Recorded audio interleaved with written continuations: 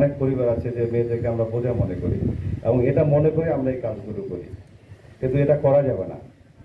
কারণ আপনারা দেখছেন যে সারা বাংলাদেশে অনেক ভালো ভালো মানে অফিসার আছে বিভিন্ন দপ্তরে, যারা কিন্তু একদম গ্রাম পর্যায়ে থেকে উঠে আসছে, অনেক গরিব ঘরে থেকে উঠে আসছে।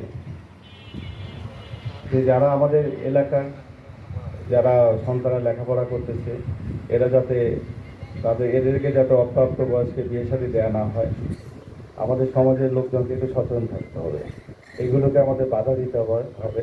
আপনারা তথ্য দিবেন, আমরা সবসময় আপনাদের পাশে আছি এবং এগিয়ে আসবো।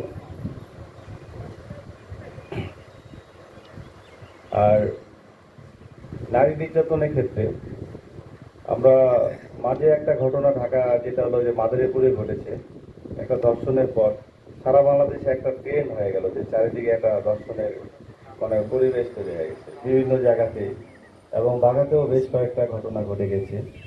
তবে আমরা যথাযথভাবে আইনগত ব্যবস্থা নিয়েছি, প্রতিটা ঘটনা আমরা উদ্ঘাটন করেছি এবং তাদেরকে আমরা বিচারের আওতায় এনেছি।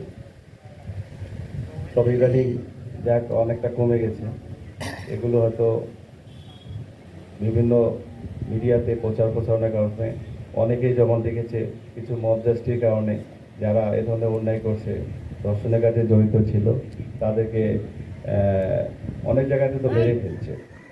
এ ধরনের ভীতিটা হয়তো কাজ করেছে, তারপর অনেক ধরনের প্রচারণা ছিল।